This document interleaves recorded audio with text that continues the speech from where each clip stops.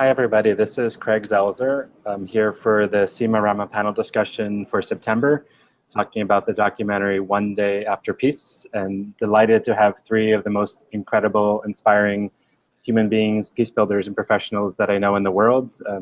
Robi Damelin, who's the subject of the film and is the spokesperson for the Parent Circle Families Forum.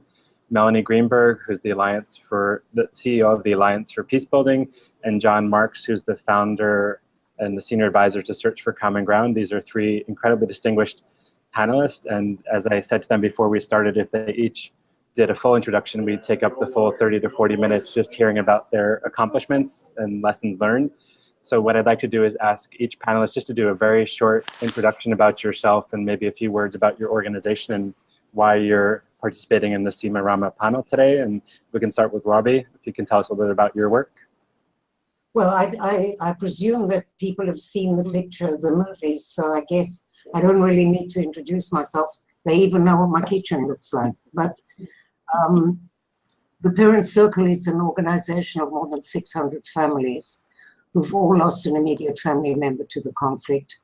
And all of us are geared to the idea that there must be a framework for a reconciliation process integrated into any future political agreement.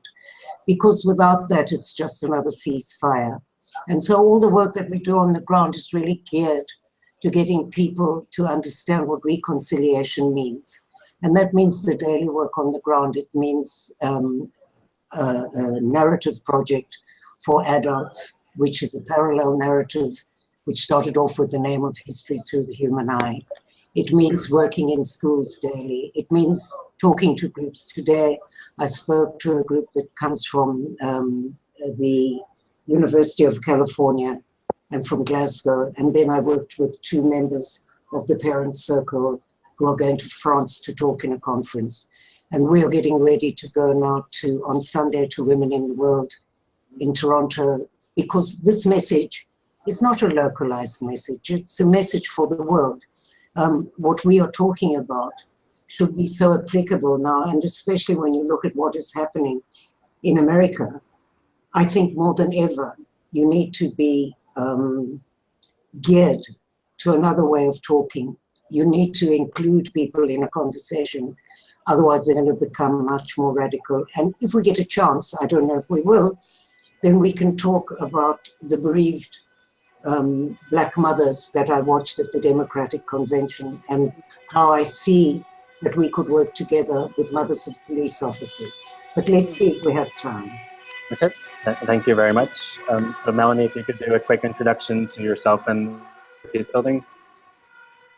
Well, thank you. And it's such a great honor to be on this panel with people that I admire most in the peace building world. So thank you. So as Craig mentioned, I'm the CEO of the Alliance for Peacebuilding. We are a network of over 100 organizations working in 153 countries. And I personally come to this work very much with the framework that Robi talked about, of how do you start to build issues of reconciliation? How can citizens and civil society come together to be included in peace processes? And how do you use peace building to bridge divides in highly polarized situations of conflict, including, I'd agree with you, Robi, in the United States. The Alliance for Peacebuilding works on issues of advocacy. We work on how you measure the impact of peace building, and we connect civil society peace building perspectives with policy in conflict around the world. Okay, thank you very much. And John, if you could introduce yourself. I'm John Marks, and I'm the founder and currently a senior advisor to Search for Common Ground and Common Ground Productions. I started the organization 35 years ago with a vision that there had to be other ways, alternative ways, non-adversarial win-win ways to deal with conflict, and that the systems that we had in place as a species weren't working very well, or weren't working well enough. And over the years, I kind of combined that with what I would call an entrepreneurial spirit, and expanded and built the organization from 2 people into 600 people. And not only do we do traditional kinds of peace building, such as mediation, negotiations, back channel stuff, but we also made a lot of television programming, still do, radio programming, used sports, used all sorts of ways to try to bring peace across whole societies. And a very important part of that is reconciliation, as shown in the film. It's probably the hardest part to achieve, as you can see in the film, but it is an important, crucial part of what we tried to do. Okay, thank you very much. John, if you could maybe adjust your camera angle a little bit because I'm seeing more of the top, that's perfect. So thank you very much. I'm Craig Zauser, the CEO and founder of PCDN, which is the go-to hub for the global social change community, a one-stop shop for social change. And I'm personally tied to all three speakers, and I think we're all connected. So just a little bit of transparency. I'm on the board of Alliance for Peace Building, which is the coolest network in the world. And to make a little plug, our annual conference is in a month. So if you happen to be coming to DC, please check us out. John, I was professor at Georgetown for 10 years. So John was a visiting fellow at Georgetown, and Susan, his wife, who is also the executive vice president of Search. And they shared their wisdom with our students. And Robi and the Parent Circle were adopted by the president of Georgetown, I think 8 or 9 years ago. So we've been collaborating. And so I really feel honored to have such incredible people. And just to put in a plug, please, we'll say this at the beginning and the end, please check out the inspiring work of each organization, their websites, their social media, their materials, share. It's a pretty challenging and depressing time in the world. And I think I've interacted with Robi around the world, or with John and Melanie, and every time I hear their message, their work, it gives me inspiration. For the people who are watching in the SIMA Rama Club, please feel to put your questions in, they'll come to the panel. And for the people who are watching later on when this is recorded, please feel to get in touch with any of us with questions about our respective work. So just to start off with, and also say the film One Day After Peace, I've seen and shown it many times around the world. And I think a lot of people think peace building is a leftist hippie thing where people should just go hug trees and we're magically going to make peace. And I think one of the beautiful things about the film and Robi's work, it shows that reconciliation is hard, it's frustrating, it's challenging. It happens both at the communal, legal, societal, and cultural levels, and it's not easy. And it takes a lot of conversations, frustrations, and really difficult ethical and practical issues, but it is possible. And so I think that's almost like the most important message of the film. And I'd like to ask all three people to talk about what the most important message of the film, but that building peace is incredibly difficult and valuable work, and peace builders should be celebrated, and it should not be seen as a leftist hippie thing, and it really is not. It takes a lot of courage and perseverance. So I think the first question to start off with, having watched the film, and Robi, actually the film is mostly about your story, but what's the one or two lessons that you'd like people to draw from the film, either the successes or the challenges, or whether it's peace building in South Africa or Israel-Palestine or in other countries? And let's start with Robi. Well, in a way, a miracle happened in South Africa, because if you would have told me when I came to live in Israel that blacks and whites would actually sit in the same room and find a way to coexist, more or less. I mean, there's no such thing as instant reconciliation. This is going to take generations. But I mean, a miracle happened there, because if you would have told me that when I first came here, I would have said you were mad. And so I think the lesson is also to look and see what the Truth and Reconciliation Commission actually did for South Africa, because I think without it, there would have been a bloodbath, for sure. And the inspiration that came out of that should bring hope to others, and they should realize that there is a way. I mean, I'm not saying that the Truth and Reconciliation Commission, the way it worked in South Africa, is for Israel and Palestine. It's a different culture, it's a different religion. But nevertheless, there are many, many lessons that we can learn. And for me personally, the meeting with Jim Fourie was for me the most, I think she became my sister immediately. All mothers that lose children become instant sisters in pain. It's the strangest thing. It happened again with the black mothers. And I'd wanted to really explore what forgiving meant. And when she said to me, forgiving is giving up your just right to revenge. And then when I met Lachlapo, and he said, by her forgiving me, she has released me from the prison of my inhumanity. That was what pushed me again to know that I have to complete this relationship with the man who killed David. Mm-hmm. Okay. Thank you. Melanie, is there any lessons or kind of inspiration that you'd like to share about the film? Well, it's just to emphasize, I'm so deeply moved whenever I see this movie. both as a mother and as a peace builder, and recognizing this very deep intersection between the personal, how we tell our stories, how we connect in a very human level, with the more formal legal processes around peace building. And to think more about how do you have a good intersection between a process like the Peace and Reconciliation Commission and the real needs and hopes and fears of people, and how do you build a really human process within that legal framework? Because there have been other Truth and Reconciliation Commissions were not as successful. There have been other reconciliation attempts that didn't work because there wasn't the legal structure. So how do we marry those together? Okay. And John, if you can adjust your camera down a little bit, and anything you want to share about the film. Okay. I found it a hugely moving film. I never watched it before 2 days ago, and but South Africa is a place of unbelievable importance in the peace building world, because it's the one place where they actually did accomplish these things, where things worked well. And now they still have big problems going on, but the peace and reconciliation process worked, and conflict resolution and was the transformational tool that made it work. And it gives me a huge amount of, if you will, support, courage to know that this stuff actually does work. And South Africa proves that things can go this way. And so I find that incredible. I also found from it, well, it's something I've learned over the years, that what works in one country usually doesn't work in the next. And what happened in South Africa, though it shows that the human spirit can connect, there was something present in South Africa which unfortunately is not present in the Middle East, in Israel and Palestine, and that's the spirit of Ubuntu.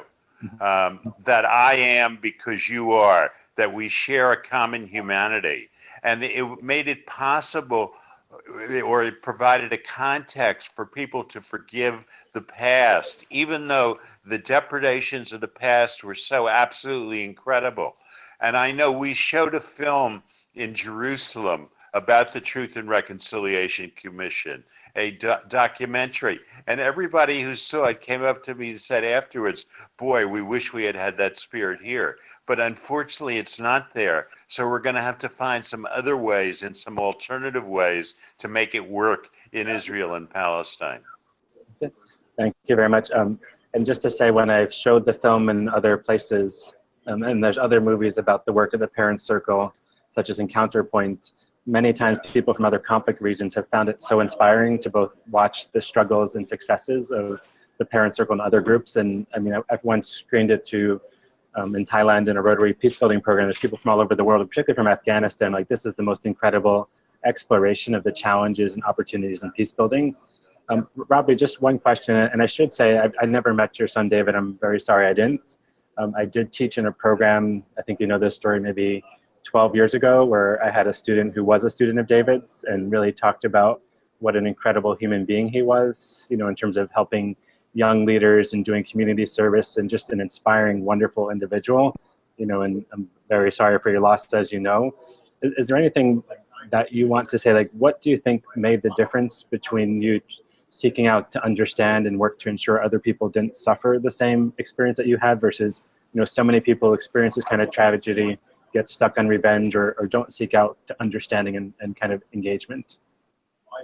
The problem with revenge is, if you're stuck in this whole mode, and if you're not willing to try to reconcile, and mainly also to forgive yourself, because there is sometimes a culpability of victims, which is a difficult concept. And I'm not talking about rape now. It's difficult to explain what I'm saying. But when I think about the way that you can make an emotional breakthrough with people who have never heard your story, and suddenly they recognize your humanity. I saw it today, and I saw it over the weekend. We went to a village in the West Bank called Beit Umar to visit a Palestinian mother who lost her son, her 15-year-old son, about a year ago. And she was so angry, but almost like Bushra in the film, The minute that I reached out to her and started to ask her about her child and who he was, and when she recognized the joint pain, that was when she suddenly said, yes, I want to come and meet you in your office in Beit Jana. So this is the role that we need to be playing, is this absolute looking how to find the humanity in the other. It sounds a bit rainbows and flowers, and I don't mean that at all. It's really very difficult. But on the other hand, it also works. I've seen it through the people who have become the most active members. Bushra today, who you saw in the film, sitting with her back to me, is probably the most active woman in the parent circle today. She actually is coming with me to Canada. She came with me to New York and to New Delhi and to Paris. And it's extraordinary to see how she, because she got to this point where she recognized that to protect her children, and it would be better to work together with us and to see if we could find a non-violent way. She's quite extraordinary. She's grown over the past couple of years to the point where she can actually facilitate a group and where she can come and talk all over the world. And that is incredible, you know? And it saved her in many ways. It's not that we are a therapy group, but what happened to her was that she recognized that she had, for the rest of her children, to find another way. And I'm so grateful for that, and so grateful for the mother that we met in Beit Umar. And this is all through the parent circle this happens. But it's not only with other bereaved parents, it's to work on the ground in a parallel narrative program and to see people who suddenly discover the daily life of a Palestinian because they are totally unaware. And this huge cutoff is what creates all the fear and the hatred, because there is a terrible cutoff between us and the Palestinians. If you go into an average Israeli classroom, kids of 17 have never met a Palestinian in their lives, and they're off to the army the next year. Why would they not be fearful? Robi, we're getting one technical note. If you can lower your volume and get her a little bit. I think I've just got a very loud voice. Okay. Is that better? So there's a little bit of a clicking. Is that better? A little bit of a clicking when you're talking, but that's new. So maybe lower the volume a tiny bit. So thank you very much. So what I wanted to ask, let's start with John and then go to Melanie, is, I mean, you know, with John, really Search for Common Ground is one of the pioneers of both domestic and international conflict resolution, and you've been working in Israel and Palestine for, I don't know, 20 years. What inspires you today to continue this work, and what do you think is actually working well, and, you know, how do we deal with the challenges? Unfortunately, in Israel and Palestine, none of the peace building is really overcoming the absolute opposition to peace or to a peaceful settlement that's acceptable to both sides. And that's a real tragedy. Everything I know has been tried.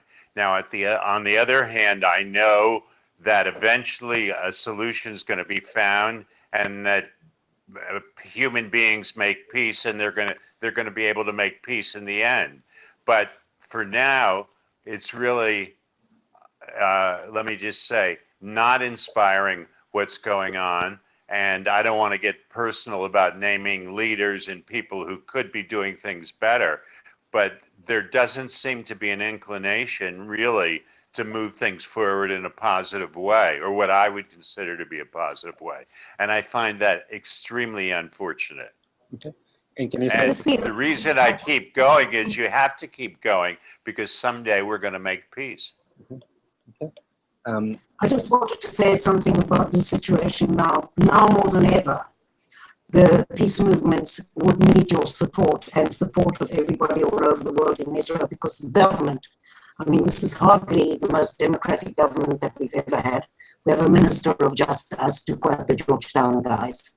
And we need the support, because people like Breaking the Silence, which is another group of young soldiers who come to tell the stories of what they've done in the army. And, you know, I look at them and I think how brave they are, and that they are actually the future evidence for the Truth and Reconciliation Commission.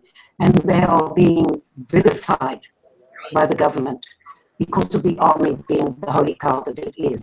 But now more than ever, we cannot give up, because this is the only ray of light. And so us, together with Combatants for Peace, together with Maxim Watch, just this coming 16th of the month, we're having a meeting with all the alumni from our parallel narrative group, which is nearly 1,000 people from all walks of life all over Israel, nothing to do with bereaved, are coming together to create work programs. And they are going on a march down to Walaji, which is a town which is really suffering from the occupation. So all of these things, what we did on International Peace Day for Women was incredible. We cannot give up. It just has to go on. And there's this drive within you when you see how ugly it is around you. And I think judging your own country is not a hell of a lot better at the moment. Melanie, is there anything, in terms of what inspires you or what you wish would be done differently, specific to Israel and Palestine, or just in general, the state of global peace? That's a huge question, Craig. In terms of the Middle East, what brings me great sadness is seeing how the peace movement has changed so much in the 25 years that I've been in the peace building field. And that 25 years ago, the ability to work across the border and to develop a real sense of moderates who saw eye to eye with a goal towards peace, able to work against the extremes on both sides. And that's now totally cut off. So I'm inspired both by the people like you, Robbie, who are still able to work across the borders and to keep up a joint community. And also about some of the young people I'm seeing on either side who are looking to frame this not just about peace, but also about entrepreneurship, of business, of ways to find other avenues for communication, and would want to do all I can to support that. And I think it reflects a larger trend in peace building where the field has swung very much towards a technical perspective. You come in, you do a project, you get funded for a project. And I think that some of this longer, harder work around reconciliation across divides is losing some momentum and losing funding. And we really need to keep that part of the field very active. Okay. I think, as all three of you know, my wife is from Colombia. So Israel, each conflict tends to think they're the most unique conflict in the world and they have the most difficult issues. And Colombia, it had a peace agreement with the major rebel group. They just signed a truce with the second rebel group. The main rebel group has largely disarmed, and it will not bring peace to Colombia. There's many other issues, but they are on a positive trend.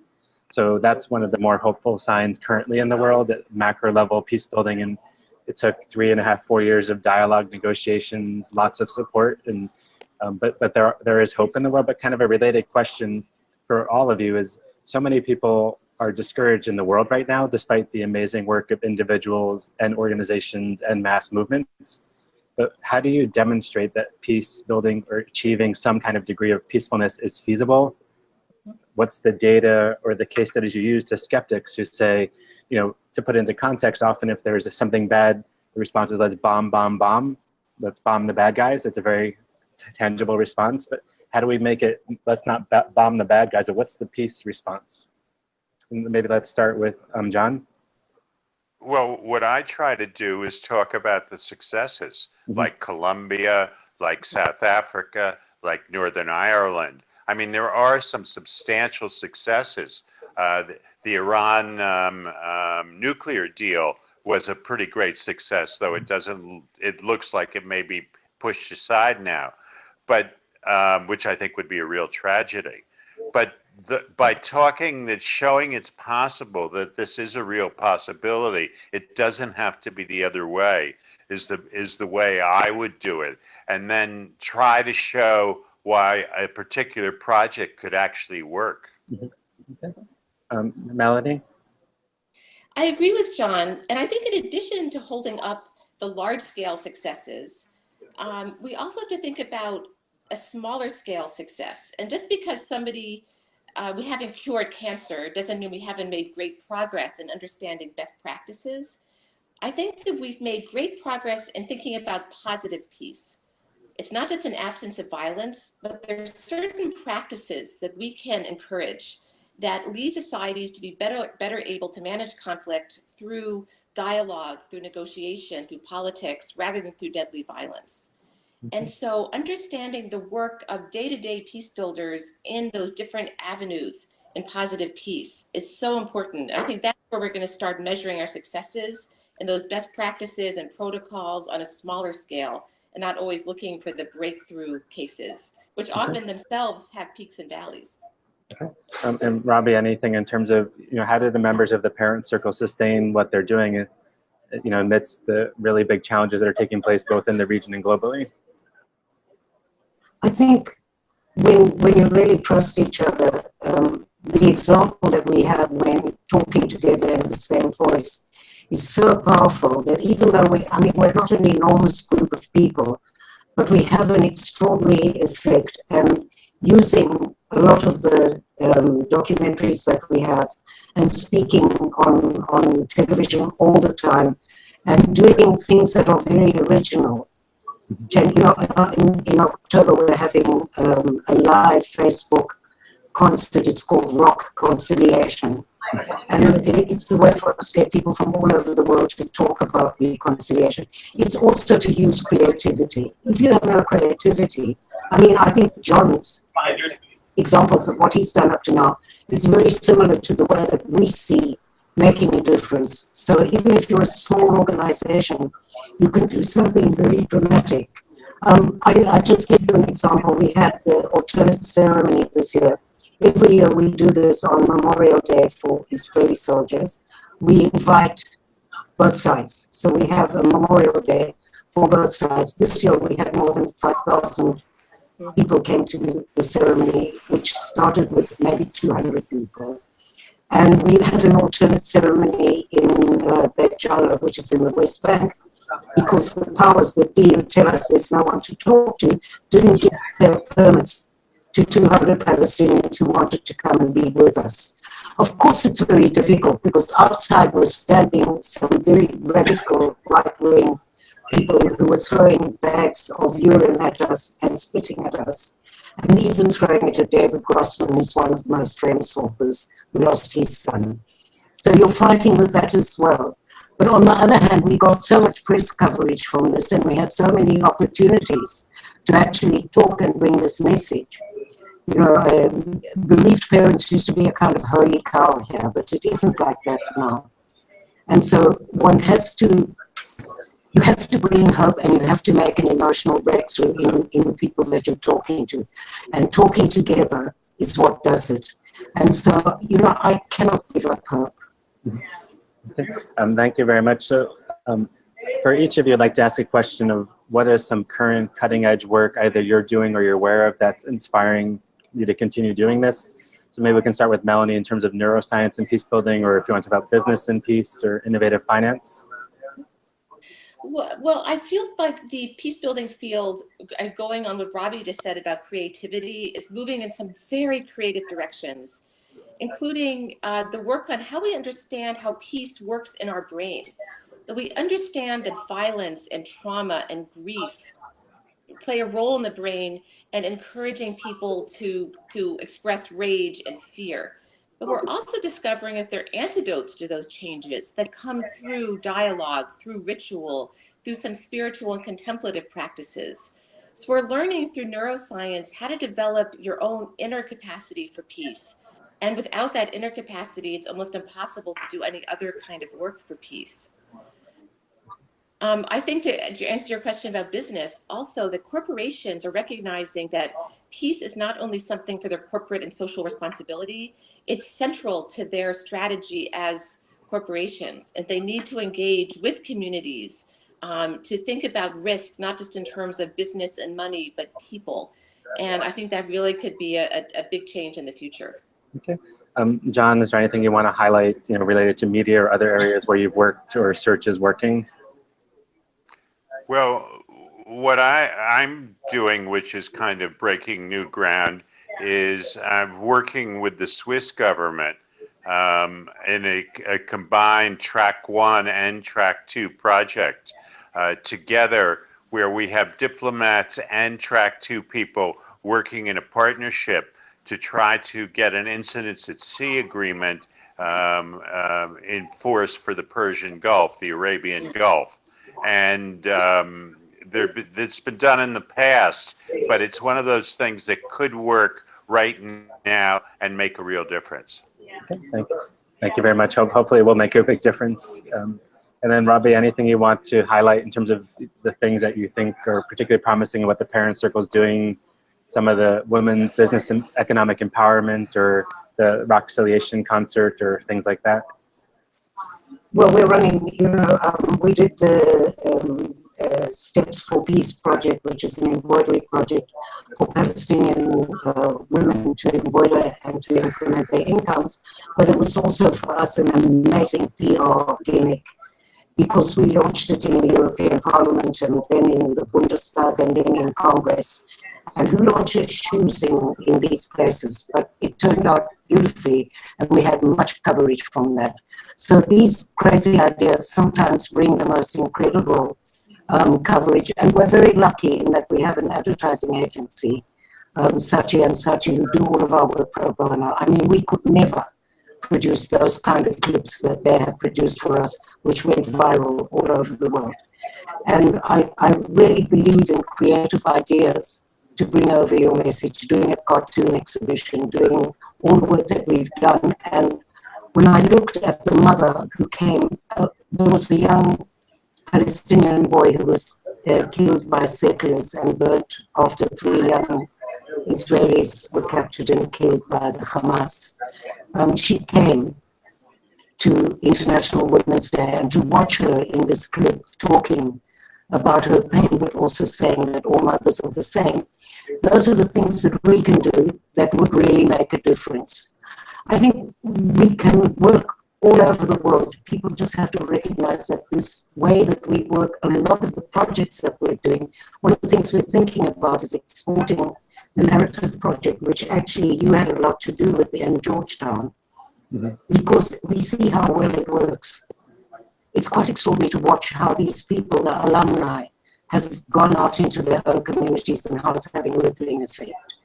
And I think it could be in Sri Lanka, it could be in India, it could be, of course, with changes in their culture. But a lot of what we do and what we don't do in the peace group is we don't share our knowledge. And that's a pity, because there's so many projects that are going on that are wonderful that we could share. You know, it doesn't have to only belong to the Parent Circle. Okay. So we have a few minutes left. Thank you very much. What the last question? Sorry. The one message that I would really like to give anybody that's listening to this is, please don't be pro-Israel, don't be pro-Palestine. Please, what you're doing with this being pro-something is importing our conflict into your country and creating hatred between Jews and Muslims. I don't think that's what you want to do. And if you can't be part of the solution, leave us alone. Okay, thank you very much. The Parent Circle actually has a little clip you can find on YouTube saying, "We don't want you here." And it's members from both sides of the group just saying, like, we don't want any new members in terms of bereaved families. What I'd like to ask each of you in the couple of minutes we have left is, what is the one action or 2 actions you wish people would take, maybe who don't know much about peace building? Obviously, if anybody is super wealthy and wants to write a check to all of your organizations or collectively, that would be very welcome. But apart from supporting you financially, following you on social media, is there a particular action you'd like to encourage people to take? If they're interested in building a career in this area, or they want to learn more or engage, like, what would you like people to walk away with? And maybe we can start with Melanie. So I would encourage everyone watching to take the idea that you can be a peace builder. You don't have to be a diplomat. You don't have to work in government. There are very important steps you can take. One of the most important ones is learn how to listen to different points of view. Get out of your social media bubble. Host a dinner for people from another culture, from another political group, from another school district. Some way that you can start to engage people whose views are not the same as yours, and to find commonalities. And once you get comfortable in that space, you can move on to more conflictual areas. But just learn how to get out of that bubble and have the mindset that you can create peace and bridge divisions in your own life and community. Okay, thank you. John, anything you'd like to add in terms of actions? Yeah, most people in their personal life are peace builders. I mean, most of us know that relationships don't work if we act in an adversarial way or a dictatorial kind of way, and that non-negotiable demands are not the way to have a happy home and the like. And that's the kind of thing that, as Melanie said, people should apply in a broader and broader scale. And I think we need to get across the idea that it really is possible to have alternatives, that to do threatening and to try to win by might or knock the other person down in order to make peace doesn't work very well. And that there are much more effective ways to do this. And this is what we need in our political leaders, very much so, and what is lacking at this moment. Okay. And Robi, you kind of said if you're not part of the solution, don't make the problem worse. That's one request. And what are other asks you would have of people who watch this? Obviously, we need funds to do the work on the ground. All of us do. But I think that it's so important to have hope. It's so important to spread this message wherever you can, because everybody can actually do something. You know, there's so many people who have this inertia or battle fatigue and sit at home and do nothing. And the occupation, for me, is what's killing the moral fiber of Israel. And I wish that we could understand that it is destroying both sides. And that would be a way for people to understand that for a future for Israel, and I love Israel, it's my country, that we have to get out of the occupied territories, and the sooner the better. Okay. So just to highlight a few things that people can do, you know, so as Robi said, the Parents Circle Families Forum has a couple of economic development projects. So to put a plug in, they have a great thing called the Step in Your Shoes or Step in the Shoes, which you can find online, and they're very cool, hip. They're very cool shoes. Search for Common Ground. You can follow them on social media. You can support them. You can watch all their things on YouTube. And, you know, Lions for Peace Building, the annual conference, and a lot of events for people who are in DC or online. So I think this is probably the end. We went to about 40 minutes. So I'd like to thank all three panelists for generously sharing your stories, your wisdom, and time with the SIMA panelists, with the SIMA viewers, and especially to Robi for letting us talk about your life and story and a lot about the Israeli-Palestinian conflict. I hope next time we all see each other, there's a little bit more peace in the world, but not too optimistic these days. And for people who haven't seen the film yet, it's on SIMA Rama Club until Sunday. And also one other thing about the Parent Circles, they do travel a lot. So if I've been in many settings where they've given talks to different groups. So if you want to contact them about possibly hosting them in your community, university, synagogue, church, mosque, they're very powerful, and I've seen them help transform lots of people's lives and understanding. So thank you very much again, and have a wonderful afternoon or evening, depending where you're geographically located. Thank you, Craig. Thank you very much. Thank you, Craig.